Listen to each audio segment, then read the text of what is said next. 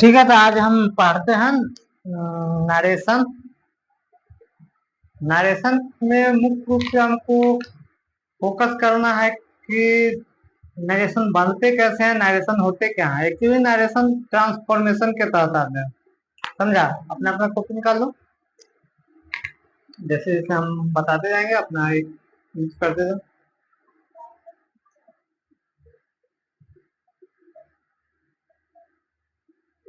Narration को ही speech भी बोला जाता है। स्पीच दोनों एक ही चीज है। ये ट्रांसफॉर्मेशन के तहत आता है, मतलब कि अपनी बातों को बदल के बोलना। ट्रांसफॉर्मेशन मतलब कि सेंटेंस चेंज हो जाना चाहिए लेकिन अर्थ उसका नहीं चेंज होना चाहिए, वही ट्रांसफॉर्मेशन कहलाता है। हिंदी होता है कथन।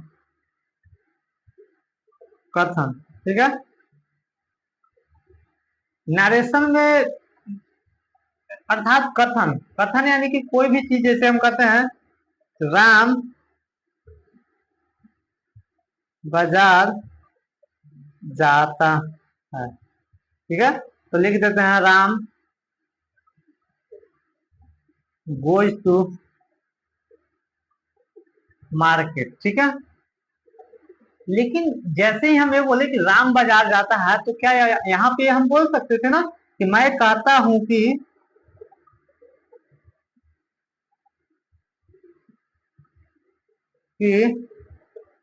राम बाजार जाता है। एक ये हो सकता है। इसी चीज को हम दूसरे वर्ड में ऐसे भी ले सकता हूं कि मैं कहता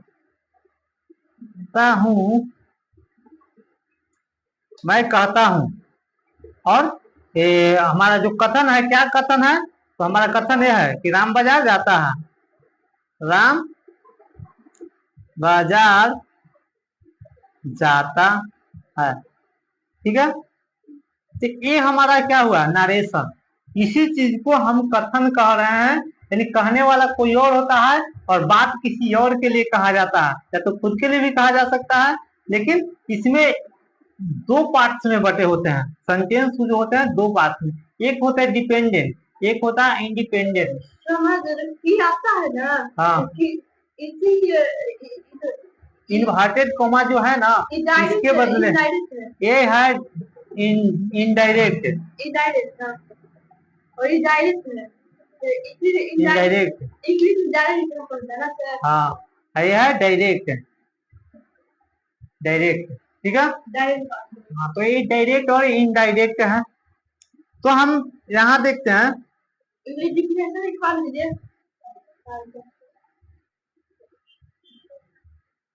किसी भी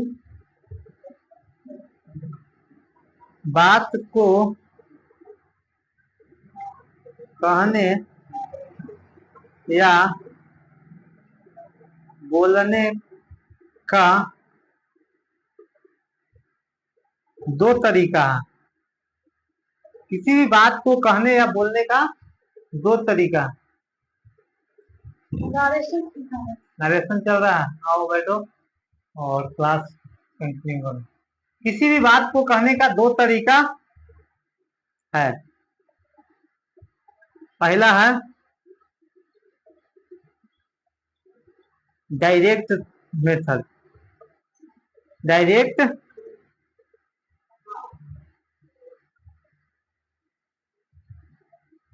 मेथड यानी कि प्रत्यक्ष तरीका। और दूसरा क्या है, इनडायरेक्ट मेथड।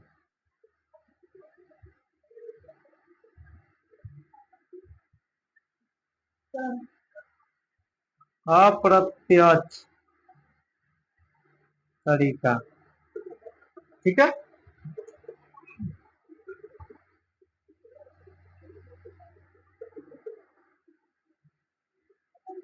इन्हीं दोनों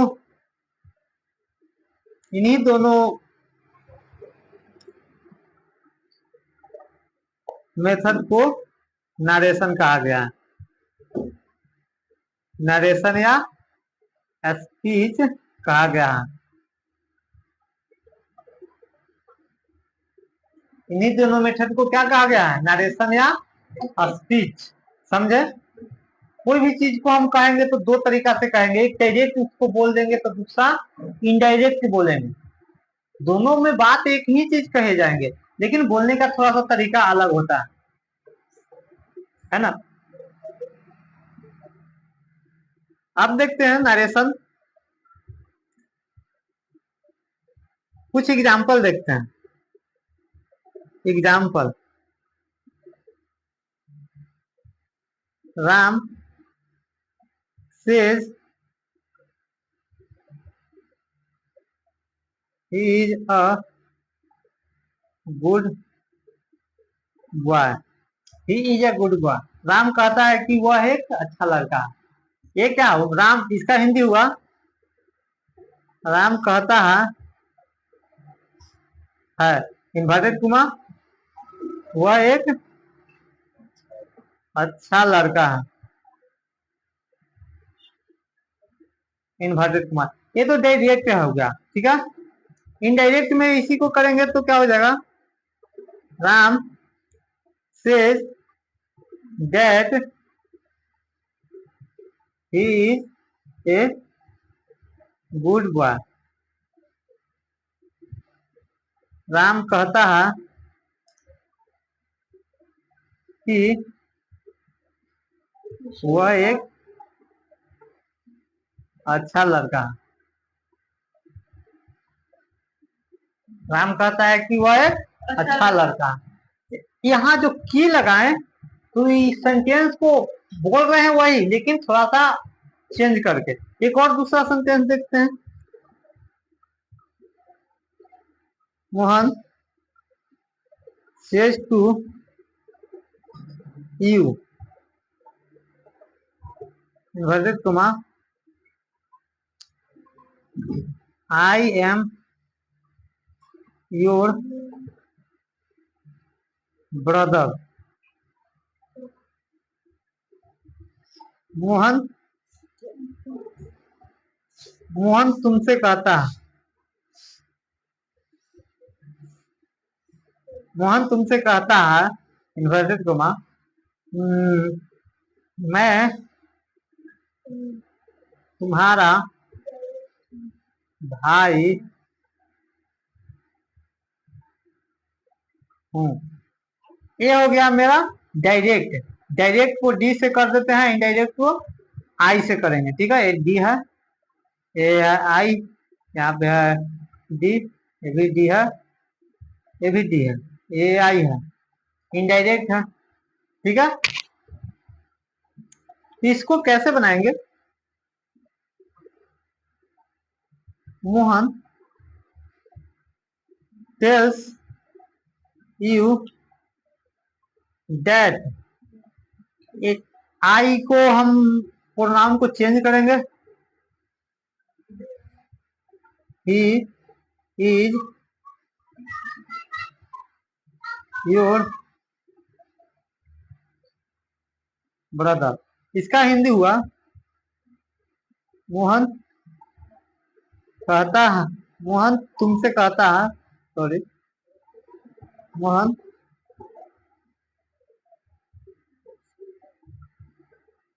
कहता है कि वह तुम्हारा भाई है। ये दोनों एक ही चीज कर रहा है। मोहन तुमसे कहता है कि मैं तुम्हारा भाई हूं, और मोहन तुमसे कहता है कि वह तुम्हारा भाई है ना।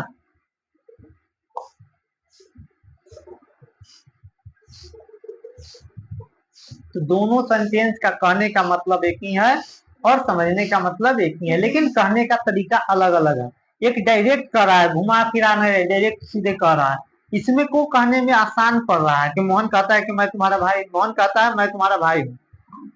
और इसको बोल रहे हैं तो मोहन कहता है, मोहन तुमसे कहता है कि वह तुम्हारा भाई है। और ऐसे बोलेगा जैसे ऐसे बोलेगा राम बदल लगता है, तो मैं कहता हूँ राम बदल लगता है, तो इसको कन्वर्ट होगा। इसको कन्वर्ट करने के लिए, इसको कन्वर्ट करने के लिए तुमको देखना होगा, इसको इन्वर्टेड कॉमा यहाँ जो हम लगाए हैं सेंटेंस क्या, जब आगे हम बनाएंगे तब सीखेंगे। ये हमारा बेसिक है, कैसे पहचानेंगे क्या है, रूल्स पे चलेंगे। तो अभी तो हम बेसिक केवल जान रहे कि ऐसे ऐसे होते हैं। अब क्या क्या इसके अंदर हमको कहानी करनी पड़ती है वो चीज हम देखते हैं। ठीक है, ध्यान नोट डाउन कर लिया है ना।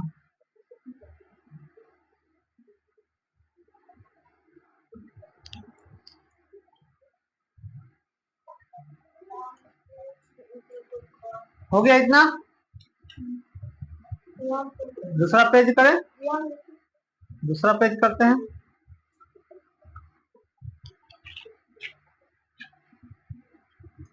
अब चलो देखो, उसको बाद में करना, बाद में करना हाथ से।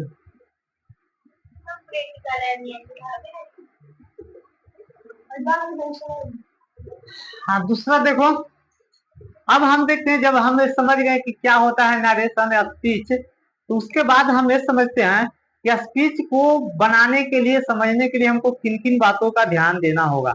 सबसे पहले स्पीच को समझने के लिए हम बनावट के आधार पर सेंटेंस समझते हैं। बनावट हो जाते हैं। पहला है सेंटेंस को समझना। पहला पॉइंट ये है, अगर हम सेंटेंस को समझ लेते हैं तो क्या होता है, उसको आसानी से बना लेते हैं। जैसे एक सिंपल से एग्जांपल लिखते हैं, ये डायरेक्ट में है, डायरेक्ट में Ram says to, Ram says to Mohan, Ram Mohan को कहता है, आई एम योर तुम्हारा दोस्त फ्रेंड। ठीक है, Ram Ram told to Mohan, I want your that तो हम बाद में लगाएंगे, लेकिन सबसे पहले हमको सेंटेंस को समझना। सेंटेंस जब तक ना समझेंगे तब तक हम आगे के जो नरेशन बनाएंगे, स्पीच बनाएंगे तो समझ में नहीं आएंगे। इसके पार्ट्स को देखते हैं। ये जनरली दो भागों में बटा हुआ है, एक यहाँ से यहाँ और एक यहाँ से यहाँ। इस पार्ट को कहते हैं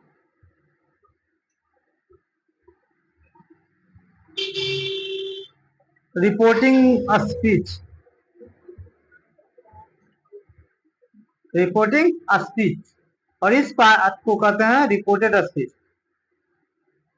दोनों का मतलब बता रहे हैं। पहला है रिपोर्टिंग स्पीच।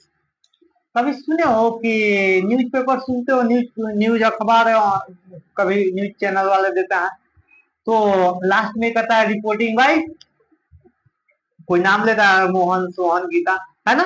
जो रिपोर्टिंग करता है यानी जो कहता है, जो बताता है, वो क्या कहलाता है, रिपोर्टिंग। यहाँ पे कौन बता रहा है, राम बता रहा है, मोहन को कह रहा है। तो राम क्या है, ये राम मोहन ये पूरा क्या है, रिपोर्टिंग कर रहा है। और बात जो रहता है वो क्या कहलाता है, रिपोर्टेड कहलाता है। जो बात कही गई वो रिपोर्टेड, जो बात या वाक्य बोलता है कहता है वह रिपोर्टिंग कहलाता है। और जो बात कहा गया रिपोर्टिंग सेंटेंस, रिपोर्टिंग सेंटेंस या स्पीच भी कह सकते हो, स्पीच कहलाता है। रिपोर्टेड में देखो, रिपोर्टेड स्पीच, जो बात कही गई, जो बात या वाक्य कही गई वह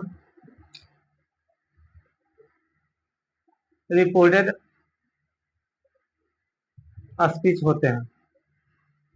ये तो सिंपल बस समझने के सेंस में है, ठीक है, ये दोनों समझने के सेंस में है। लेकिन जनरली ये ऐसा देखा गया है कि जो एक और पॉइंट देखो, रिपोर्टिंग स्पीच हमेशा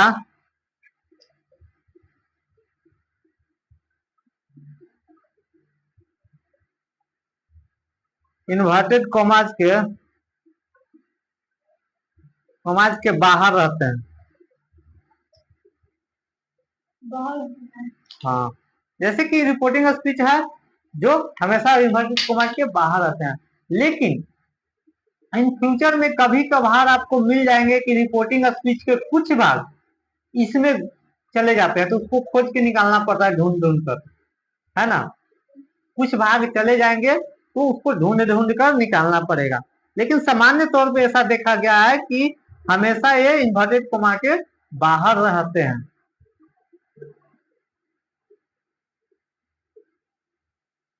रिपोर्टेड स्पीच हमेशा इन्वर्टेड कॉमाज के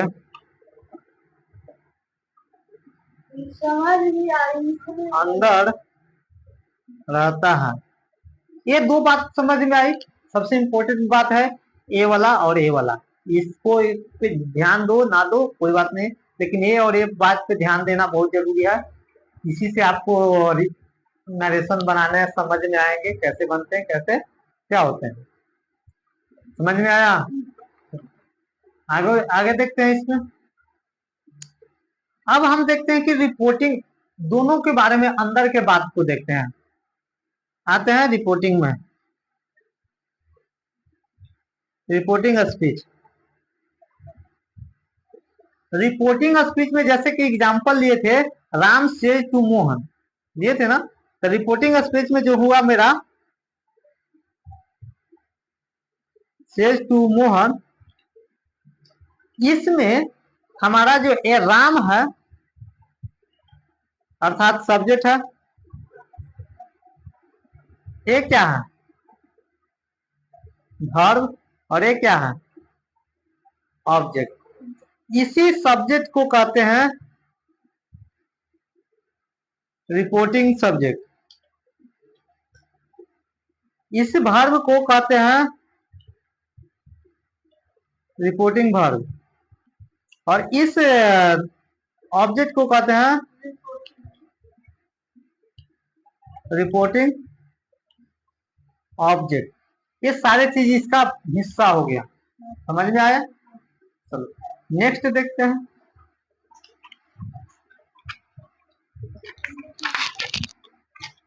छोड़ो इसको, बाद में हम हैंडल करेंगे, हटाओ इसको, इसको बाद में करेंगे। चलो अब हम यहाँ पे देखते हैं, यहाँ पे हमने देखा इतना। अब हम देखते हैं कि reported speech, reported speech, reported speech. चलो यहाँ पे ध्यान दो, रिपोर्टेड स्पीच में जैसे कि उसमें हमने बताया था आई am your friend. Reported speech जैसा कि हम पहले भी बताया, इन्वर्टेड कॉमास के अंदर आई एम योर फ्रेंड, ये था मेरा, है ना। तो इसमें जो आएंगे इसको कहेंगे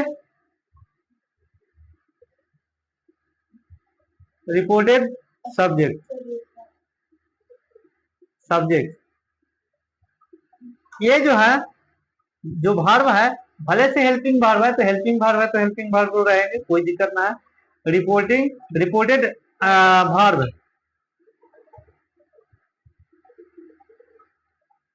ये कहलाएंगे रिपोर्टेड प्रोनाउन, ये कहलाएंगे रिपोर्टेड ऑब्जेक्ट। ये सारे इसके अंदर जो कुछ भी आएंगे सारे में लगा देंगे रिपोर्टेड। ये हो गए पहचान, ठीक है कि हाँ किसके अंदर क्या है, किसके अंदर क्या है। अब हम चलते हैं बनाने का तरीका पर। बनावट के आधार पर। अब हम चलते हैं इसको बनाने के लिए, सीखने के लिए। तो सबसे पहले ये देखते हैं कि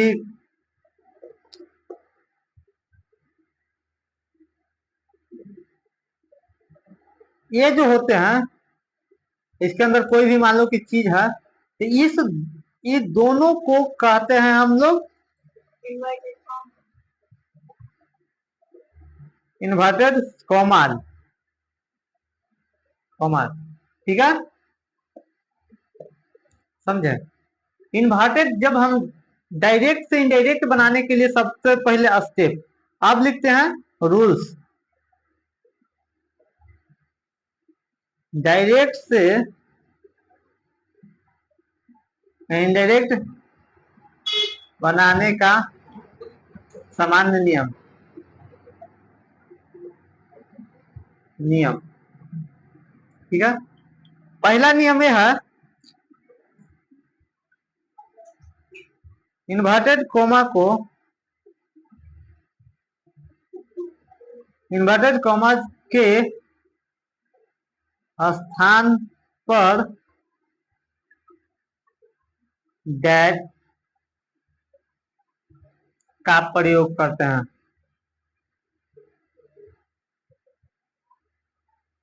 ये सामान्य नियम है, और भी इसमें एडवांस आएंगे, लेकिन ये सामान्य नियम है। दूसरा ये है से या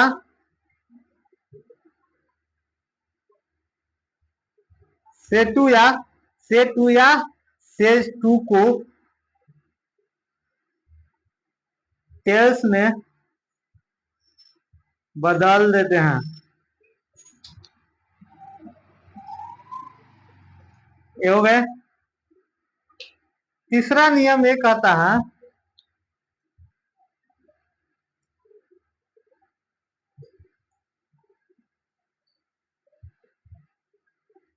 रिपोर्टेड स्पीच के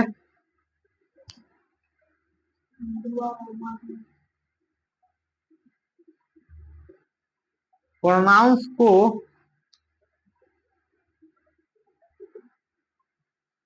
निम्नलिखित तरीका से बदलते हैं।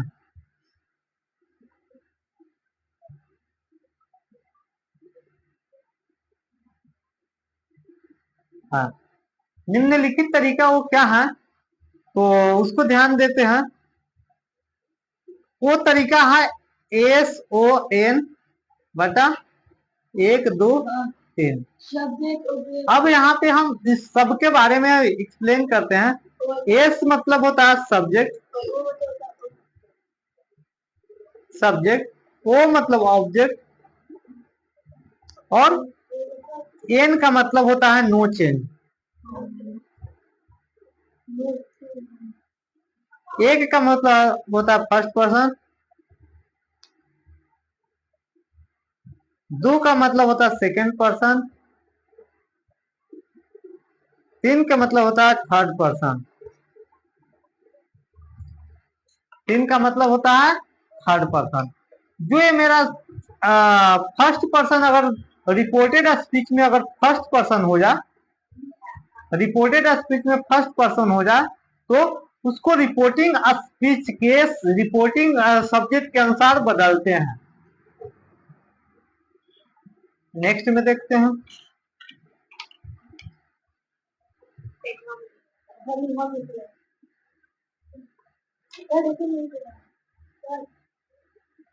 रिपोर्टेड स्पीच के, रिपोर्टेड स्पीच के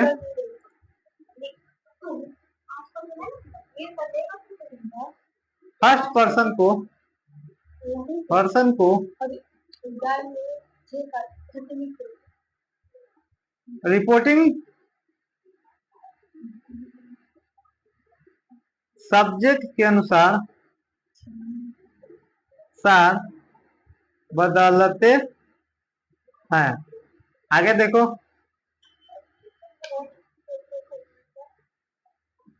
रिपोर्टेड स्पीच के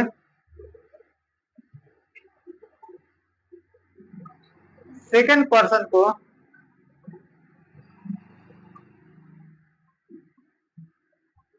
रिपोर्टिंग ऑब्जेक्ट के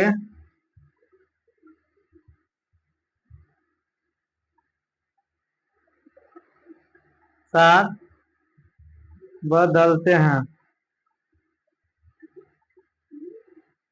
और एक तीसरा है रिपोर्टेड स्पीच के थर्ड पर्सन को नहीं बदला जाता है।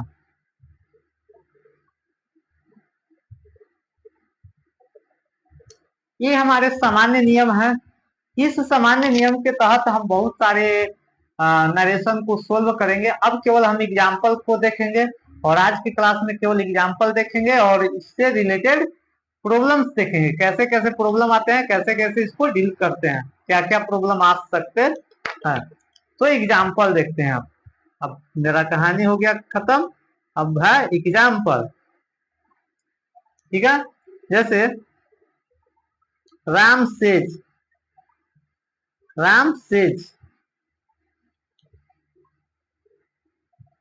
To Mohan, I am your brother. यहाँ पे हम देखेंगे कि इसको ज्यों का त्यों लिख देंगे। राम सेज को क्या करेंगे, टेल्स में बदलेंगे, जैसे कि हमने बताया था। Tells, Ram tells Mohan. इस इन्वर्टेड कॉमास के बदले डैट का प्रयोग करेंगे। डैट, ये आई जो है, आई चूंकि फर्स्ट पर्सन में है तो फर्स्ट पर्सन को सब्जेक्ट के अनुसार हम बदलते हैं रिपोर्टिंग स्पीच, अर्थात राम के अनुसार। तो राम का प्रोनाउन होगा ही, तो ही हो गया। और ही के अनुसार ही यहाँ पे हेल्पिंग वर्ब लगाएंगे तो इज। और योर है, चूंकि यू है, यू से योर बना है तो यू सेकेंड पर्सन है, तो सेकेंड पर्सन अर्थात मोहन। मोहन के यानी रिपोर्टिंग ऑब्जेक्ट मोहन है, तो मोहन के अनुसार बना देंगे इज। और बाकी जो नाउन प्रोनाउन है, वो नाउन है, उसको लिख देंगे ब्रदर। तो इस तरह से हम बनाते हैं। एक और पॉइंट था जो कि मिस हो रहा है।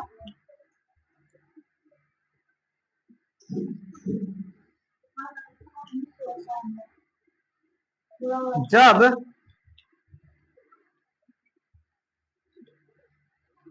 रिपोर्टिंग स्पीच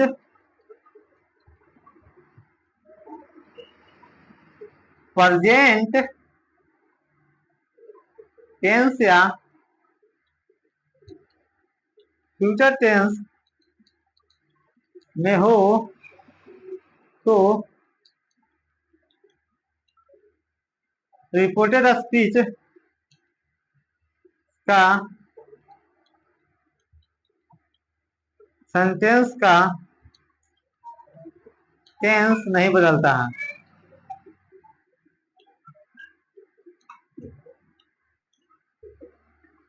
जब रिपोर्टिंग स्पीच का टेंस प्रेजेंट या फ्यूचर में हो तो रिपोर्टेड स्पीच का टेंस नहीं बदलता है, जो टेंस में है उसी टेंस में रह जाएगा। लेकिन जब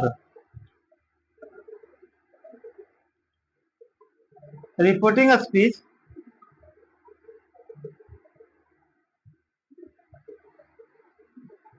पास्ट टेंस में हो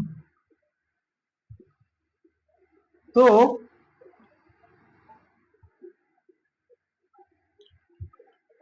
रिपोर्टेड स्पीच का टेंस बदलता है। आगे हम बताएंगे कि किस तरह से रिपोर्टेड स्पीच का टेंस बदलता है, उसके लिए क्या शर्त है, क्या नियम है। लेकिन फिलहाल के लिए हम अभी प्रेजेंट और फ्यूचर के बात करेंगे और इसके अनुसार ही देखेंगे कि क्या होते हैं एग्जाम्पल्स। पहला एग्जाम्पल हमने देखा, एक और लिख लेते हैं। यदि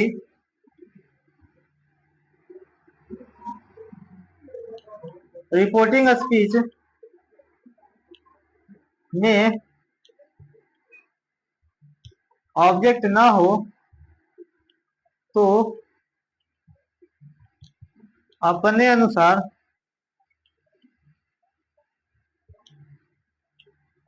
यू को मानकर रिपोर्टेड स्पीच के प्रोनाउन को बदलते हैं। अगर रिपोर्टिंग स्पीच में ऑब्जेक्ट ना हो और हमको जरूरत पड़ जाए रिपोर्टेड स्पीच में बदलने की, तो क्या करेंगे? तो उस केस में यू को मान लेना है, लिखना नहीं है लेकिन मान लेना है, और उसी के अनुसार चेंज भी करना है। जैसे एक एग्जांपल लेते हैं, इसके ऊपर एक एग्जांपल लेते हैं, ठीक है। Example,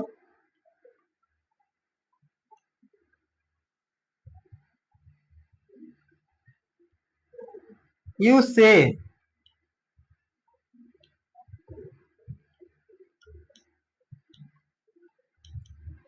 we are your friend, we are your friends, हम लोग आपके दोस्त हैं, ठीक है। तो यहाँ पे ऐसे करना है, यू, यहाँ से को टेल्स नहीं करना है क्योंकि यहाँ पे ऑब्जेक्ट नहीं है, से, और उसके बाद डैश करेंगे, आ जाओ, डैश, उसके बाद वी को, ठीक है, आ जाओ, उसके बाद वी जो है, इस वी को क्या है, फर्स्ट पर्सन है, तो फर्स्ट पर्सन हमको सब्जेक्ट के अनुसार हो जाएगा। क्या बदलेंगे? यू बदल देंगे, क्योंकि यू है ना, वी है, इसका सब्जेक्ट में क्या है, यू है प्रोनाउन, तो यू हो जाएगा, और यू के अनुसार यहाँ पे आर हो जाएगा क्योंकि टेंस में कोई चेंजिंग नहीं, और यू है यहाँ पे सेकंड पर्सन है, तो सेकंड पर्सन हमारे ऑब्जेक्ट के अनुसार होता है, क्योंकि इसमें ऑब्जेक्ट नहीं दिया गया है, तो बस यू को यू मानकर ही यहाँ पे मान लेंगे, तो यू का योरे हो जाएगा, योर फ्रेंड्स। और इस तरह से हम ट्रांसलेशन बनाते हैं, मतलब सॉरी, नरेशन बनाते हैं। आगे देखते हैं कुछ और एग्जाम्पल, जो जो डिफिकल्ट एग्जाम्पल है उन सबको डील करते जा रहे हैं, ठीक है।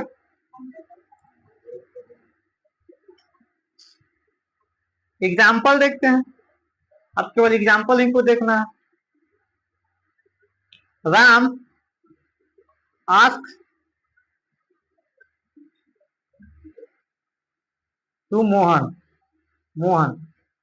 Ram ask to Mohan, I was your brother. तो यहाँ पे बनेगा Ram ask to Mohan that, यहाँ पे चूंकि से या से टू नहीं है, आस्क है, तो इसलिए आस्क को हम बदलेंगे नहीं, आस्क को आस्क टू में ही छोड़ देंगे।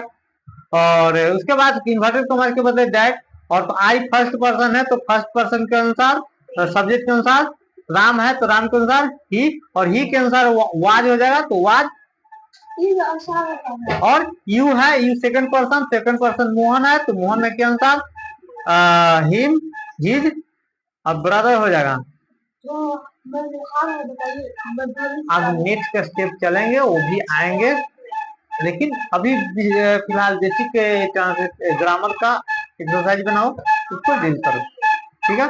और इस तरह से हमारा आज का सेशन समाप्त होता है इन, और आगे भी स्टार्ट करेंगे कुछ एडवांस लेकर।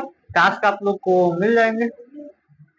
अपना ग्रामर वैसे बना सकते हो और स्टार्ट कर सकते हो। ठीक है, थैंक यू।